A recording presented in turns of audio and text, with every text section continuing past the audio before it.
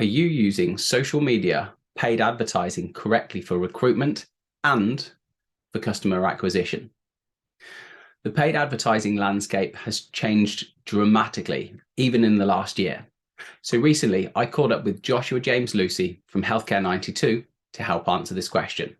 In this episode, we talk about the do's and don'ts of advertising. We talk about what a pixel is. We talk about retargeting and how to use it effectively, and also how to manage campaigns once they're live. My name's Simon Parker, and this is the Care Leaders Network podcast. And today we're answering the question, are you using social media paid advertising correctly for recruitment and customer acquisition? So Josh, tell me, why is it important that we talk about recruitment and customer acquisition? Obviously, it's one of the biggest talking points for a lot of companies in the space at the minute, especially in the care sector. For recruitment, kind of maybe the higher priority at the moment with the shortage of carers and staff across the UK. Why is it important? Because we need to consider the fact that we need to spread awareness around this and educate people on why they should come work in the sector. And what opportunities are available in the sector. So for a lot of clients that we speak to, a lot of businesses that we work with, where we talk about recruitment, we also highlight the importance of spreading brand awareness. And one of the methods of doing that is, of course, through social media, which is what I'm here to talk about a little bit more in detail today. Social media is a massive player in that. When I speak to clients, they try to compare the likes of job boards with social media and, which ones should they be utilizing. It's a simple fact that you should be doing both. I've said this on past podcasts as well, but again, I'm going to reiterate it now today. That social media is a huge tool for brand awareness, and you can track and measure everything that we do through social media. So again, data is a very important aspect of understanding, who's showing interest, how they're applying, what is it they're showing interest on through your website, in what particular positions, and what more information they're requesting. And this is all information that you can track and measure. So later on in the podcast, we'll talk a little bit more about targeting and pixels and tracking and how that works. But from a recruit perspective, it's just so important now to increase brand awareness of your positions that you have available, and social media is an incredible tool for that. Now, for customer acquisition, the same thing really. It's educating people on the fact that what it is you do as a business. How do you service your clients? What services do you have available? Who are you as a brand? A lot of clients that we work with, they use certain portals that display their services, which you can find out and compare against other services in the area.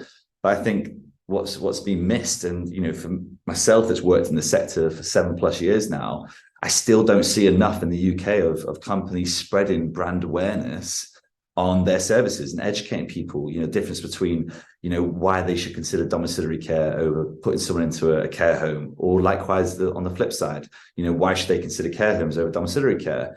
And I think if people educated more and they understood more about these services that are available to them, there'll be quicker decisions being made. So yeah, just the importance of utilizing brand awareness for educating people on the result and the roles that you have available, but also the services that you have to offer.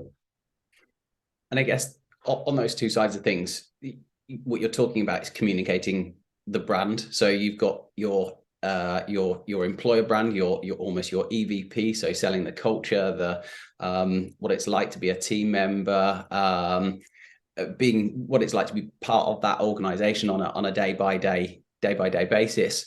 That's the brand from an employer perspective. But then you've got the brand from a new business and from a winning client's perspective as well. They're both brands. They're both intrinsically linked, but both of them have to tell a story about what you're all about as an organization, why you exist, why the kind of the proposition, whether that be for an employer or whether that be for a potential customer, is of value, and why it's different and why it's interesting. And you have to be able to tell a story. And it's really, really difficult to be able to tell that story without getting that message directly in front of people. And I guess that's where social media really comes into its own through the targeting and things like that. Being able to be really, really specific around, right, okay, so we've now got our message around our employer brand or our business's brand. But but then how do we get that in front of people? And of course, that's where the advertising side of things comes in, because you're able to then distribute that very specific piece of content, or those different types of pieces of content, to tell that story, to get people bought in, to get people excited and enthusiastic, so that they interact with you in a digital context, so that you can start building a relationship. So as people go through that journey, what would you say the kind of key do's and don'ts are, and how do they go about kind of executing upon them, and how do they find out more information? Yeah, that's a large question. Yeah, there's a lot of do's and don'ts, but if we were to kind of narrow it down to kind of key important ones, from a recruitment perspective, it's as you said, it's making sure you're telling a story about what it's like to work for that company. What a carers, what a nurse is saying about the brand that they're working for, and how they're being supported. That's probably one of the major factors in this. Is all clients and customers of ours, or even companies that don't work with us, seem to be doing, is focusing more on, got job opportunities available. There's the pay rates, there are the requirements, these are the benefits. But what they should be focusing on behind that is developing awareness of the roles that are available, and what people are saying about those roles that are available, and telling that story. So one of the biggest do's is to make sure you have brand, brand awareness, and pushing who you are as a brand as a priority now, because you're having to compete against everyone. Everyone's fishing in the same pool. You need to make sure that you're standing out from everyone else. And the only way, one of the main ways of doing that, is by utilizing social media. Yes, of course, because you can track and measure everything you do, but just telling that story. Why is that carer working for you? What are they saying about your brand? I spoke about it one of the recent shows, a residential home care show, about the importance of highlighting certain individuals in your business and putting them on a pedestal to represent your brand. Why is that nurse? Why is that carer worked for you for so long? What can they say positively about you, how you're supporting them? Because that's what everyone else wants to hear. They're not doing this for not for money. People that work in the care sector are doing it because they've got a passion for providing care. So that's what you have to demonstrate. And I think one of the biggest do's is promote that, and stop just trying to advertise pay rates and benefits across job boards and social media, and giving these things, weeks to determine whether it's successful or not. You have to be consistent. You have to make sure you're putting yourself out there and showing off your brand, because the companies that are going to be, growing, developing in the next few years, the ones that are really pushing who they are as a business. So definitely to push a story is a big do in social media, because not enough brands are doing it, especially even the clients that we just take on. They're so focused on, we need to get a job advert out, we need to put as much money behind that as we can to bring in leads. Well, actually, the longer, to get more success from this, you need to focus on who you are, right? And off the back of that, that's where you can start to generate more leads, and you can start to win trust and get people to pick up the phone to you when you call them. So a big one of the biggest don'ts is to not just be utilizing social media as a tool just for recruitment or customer acquisition. Make sure you're telling a story, you're pushing out content, you're highlighting who you are as a brand. Another big do for me is to make sure you find the right support. A lot of brands that I work with or have been speaking to, they talk to me about, they've already got a marketing team, they've already got individuals that support them with social media. Well, unless they can answer this question, you don't have the right individual in place. Tell me last month or last 6 months what your conversion's been like, what's the cost been like to you as a business, how much time are you spending on that, and is it bringing you an ROI? Are you seeing a return on it? And if they can't answer that, then you're not utilizing social media correctly. It's as simple as that. And there's so many large brands that I've been speaking to at these events, and they'll sit there scratching their head saying, oh yeah, we have Facebook, we have Instagram, we have YouTube, we have TikTok, but they can't tell me what they're getting in return. If you can't determine that, then something's not right. So making sure you've got the right individual or agency or company working with you to support you through social media is key. Because many directors and CEOs that I speak to just believe that because they've got a couple of people looking after social media, Facebook, Instagram, they can see a few posts going out, they think that's enough. There's so much to social media that you wouldn't believe that helps you to understand who you are as a business through social listening, who your audience is through targeting, and what you get in return through tracking. So unless you've got that skill set in place, you'll never understand truly what's working with your business through social media. So making sure you get the right guidance and the right individual to support you with your business is a big one.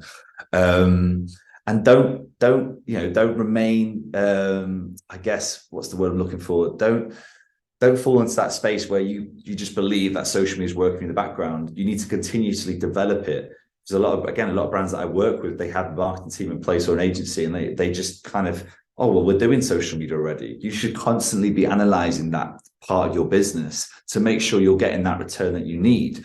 Even if it's negative and you find out, well, I don't have the right team or right person in place, then at least you found that out, because they're not answering the questions that you're putting forward to them as a CEO, as a director. If they can't tell you how they're measuring it, how they're seeing the performance of the campaigns that they're running, then they're not the right person for the job. So just making sure that you understand as a business owner that social media is crucial to developing your business in the future. And if you're not doing that now, then you're already behind and you need to start catching up. It's as simple as that. So that will be a few do's and don'ts from my perspective. It's such a specific role type as well, isn't it? Like there's it's clearly marketing, but marketing is such a broad term. I think one can pertain to be a marketing expert, but in what respect? You know, there's so many different forms of marketing that you can be part of. You can have an agency who says, oh yeah, we're really, really good at marketing. So, okay, great. So but what type of marketing? They might be very content driven. They might not be very analytically driven. You might have a team member who, oh yeah, we do social media, but then they do everything else as well. And I guess the risk there is, are you in a set of circumstances where you've got somebody in marketing who's can incredibly claim to be a marketing expert, but are they a jack of all trades? Like everyone has their area of specialism, even within subjects like marketing or sales or fill in the blank, whatever it might be. Do they really understand storytelling? Do they really understand data? Do they really understand what it takes to be able to get the right message in front of people? And I guess if they're not in that space and really, really in it, you know, not just kind of toe dipping, if are they exactly the best person to be able to do that? Because if they're not, you're probably losing out in some way, shape, or form. You know, if the content isn't as good as it could be, you're not sharing the right message. If you haven't got the systems and the processes to be able to collect the data, then you're not going to be able to understand and be able to iterate that message and evolve that journey and things as well. So I think getting that type of stuff really, really, really well buttoned down, I think, is completely key. Because if you don't, that you will be losing out in some capacity. I guess this kind of links, whilst I'm kind of driving towards maybe some of the more technical aspects of social media, pixels, retargeting. If you're not well, if you don't have kind of a deep understanding of the way that social media advertising works, these words might as well be a different language. Talk to me about pixels, talk to me about retargeting and how they work as well, because they're almost like the next frontier, the kind of the added layer of complexity and things when it comes to advertising that people might either they've heard of and they appreciate the concepts of, or maybe they've got like a basic understanding, whereas actually there's quite a lot to both of those elements. So break both down for us. Talk to me about pixels and retargeting. Yeah. Well, the interesting thing about pixels retargeting is that when I spoke up on stage, the residential home care show very recently, and I asked the room to raise their hands if they have a business and they view social media as a tool for their business, and then two, do they understand what promoted boosted posts are? And a lot of them say, yeah, they understand that.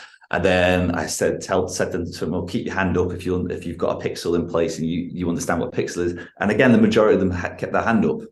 Now, by the end of the session, they all ran to the front because they didn't realize that they had no idea how they were utilizing that pixel.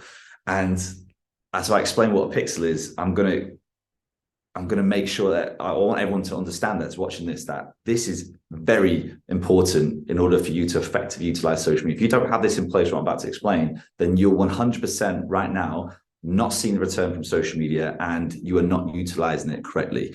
So what a Facebook pixel is, it's a piece of tracking code that gets implemented onto your website across every single page. What it does, it allows Facebook to understand the traffic to and from your website, right? It allows you to put what we call custom audiences in place.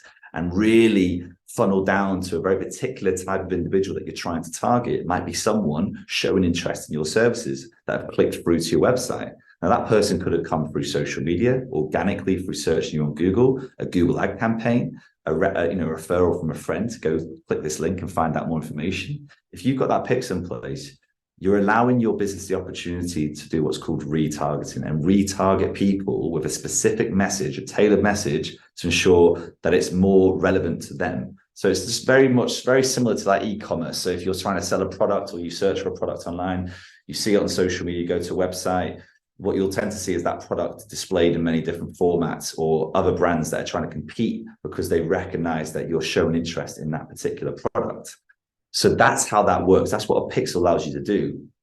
But also, it's not just a case of copy and pasting the pixel code onto your website and that's it. There's still a lot more to it. And I'll explain. So there's a whole thing that we all know about the iOS update that happened a couple of years ago now with social media, where iOS devices had to be registered through Facebook in order to be able to target them and verified.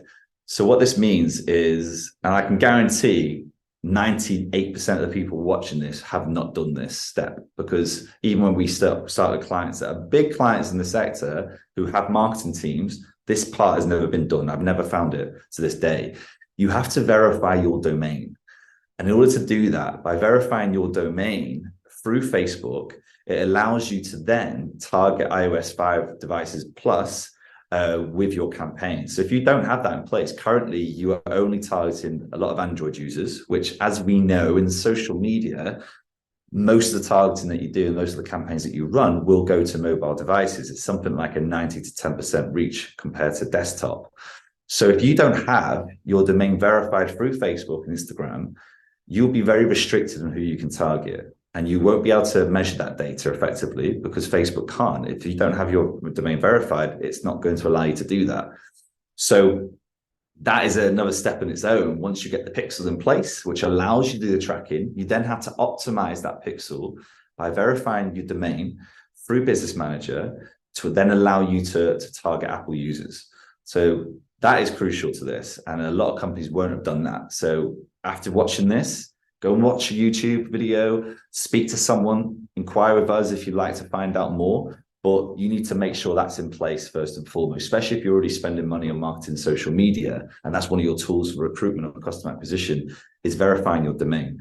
So that's, in a nutshell, that's what pixels allow you to do. There's a lot more I can go into a lot more detail on, but I think first and foremost, make sure you got your pixels in place.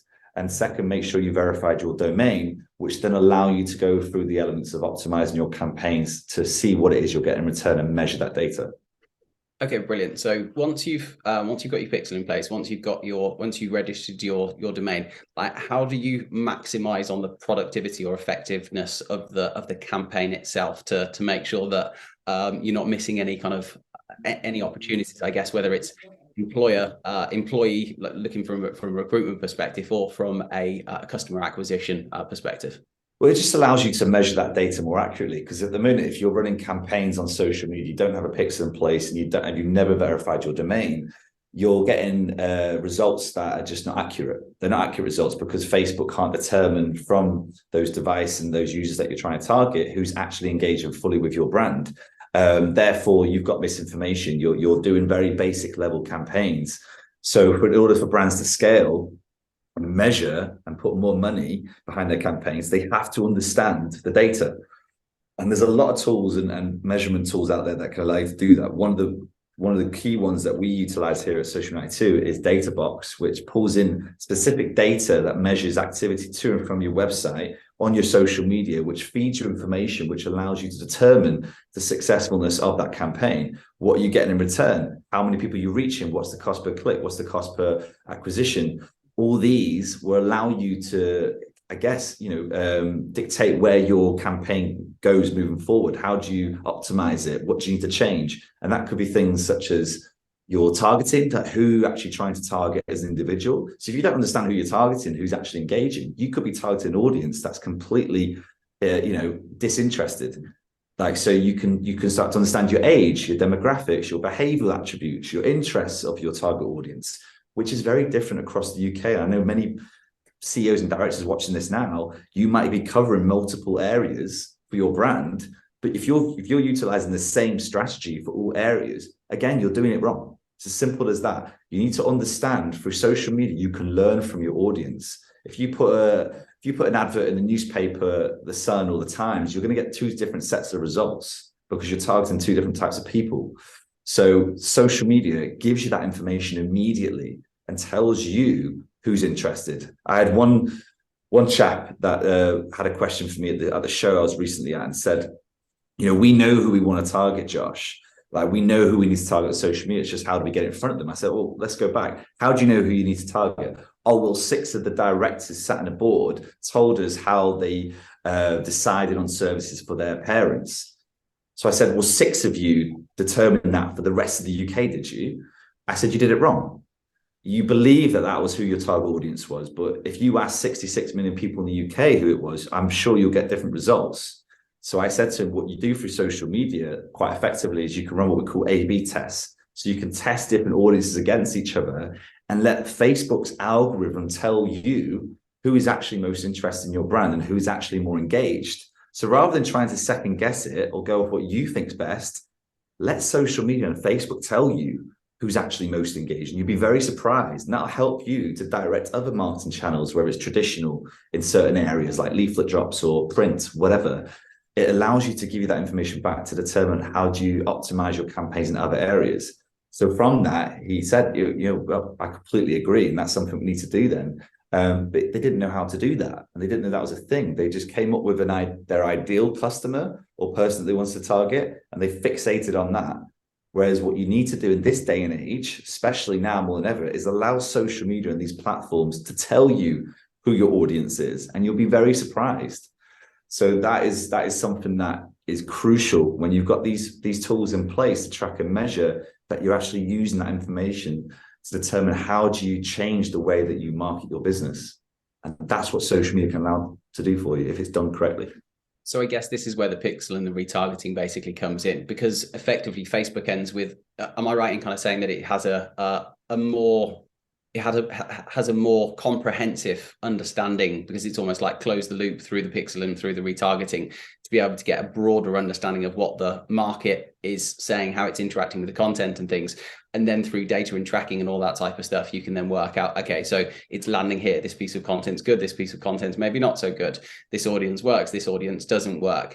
And just iterating constantly using the A/B testing to be able to say, right, okay, so going in this direction seems to be working. Going in this direction doesn't seem to be working. How do you then optimize for that to solve for whether it be the recruitment or the customer acquisition side of things? Exactly. There's many clients that we work with who we've come in and taken over campaigns, for example, that they've previously ran. And to be honest, what we tend to see is that they've been running the same campaigns for a good couple of years now because it worked for them at some point.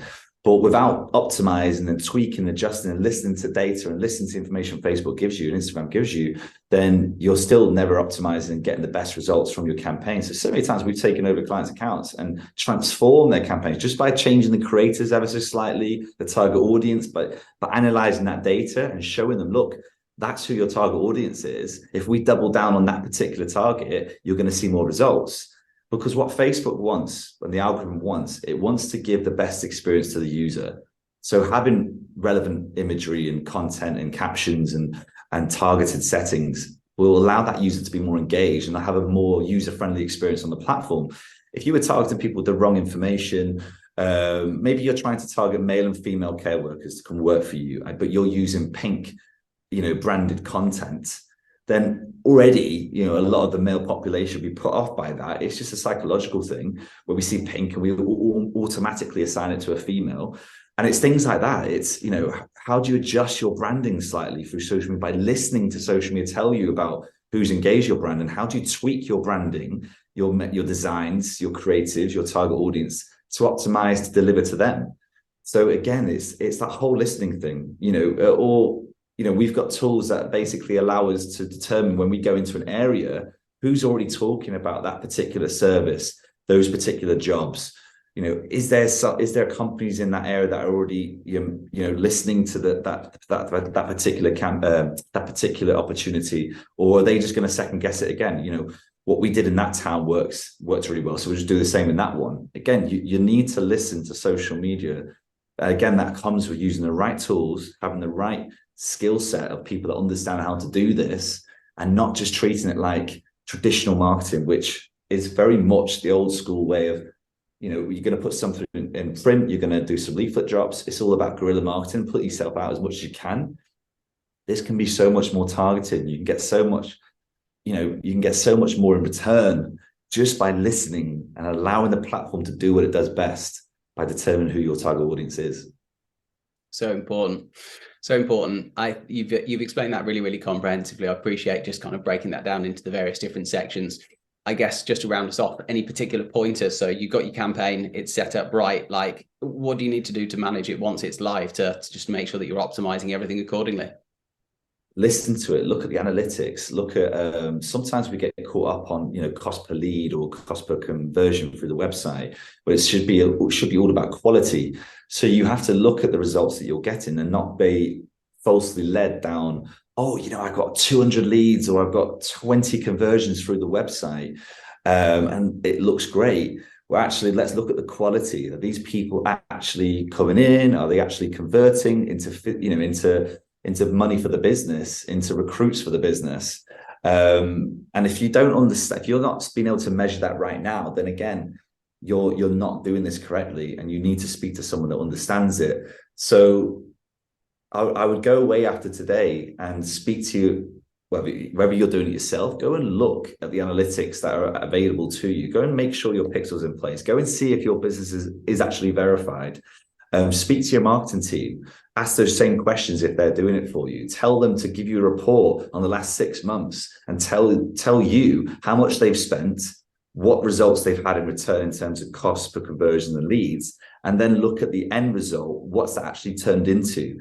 If they can't tell you that, then I'm sorry, but you have either the wrong team in place, the wrong individual managing that process, or you've misguided them, and you've kind of just treated social media as one of the more traditional methods of marketing, where you don't actually know truly what you get in return for a TV, a radio advert, or a leaflet drop, because it's very difficult to measure. Social media should be measured, right? So if you're not measuring it, then you're not doing it correctly. It's as simple as that. So go away, ask those questions, find out what's currently been done for your business.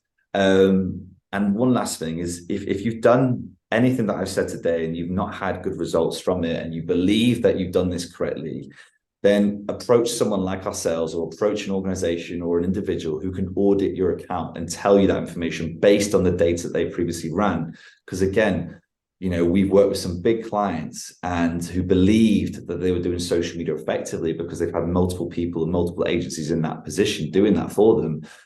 But the actual proof in the pudding is by getting into the actual campaigns and looking at the data and analyzing it correctly to then provide that information to you and tell you, let that determine whether it was successful or not and what you did wrong.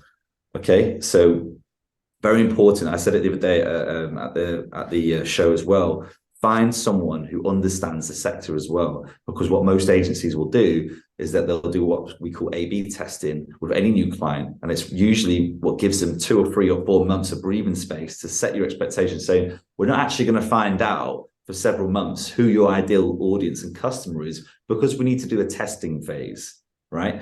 Well, if you find someone who understands the sector and understands what works, what doesn't work, you'll get past all that, and what you'll find is that you'll get immediate results quite quickly because they've already done all the testing. So that's a real start message for people to wrap up on our conversation today, Josh. But thank you so much for sharing your insights. And I really think that this conversation is gonna help people really think about social media as a whole and how they manage and optimize it to make sure that they're getting the best out of their approach to both recruitment and customer acquisition. So thank you so much for your time today. No problem at all. My pleasure.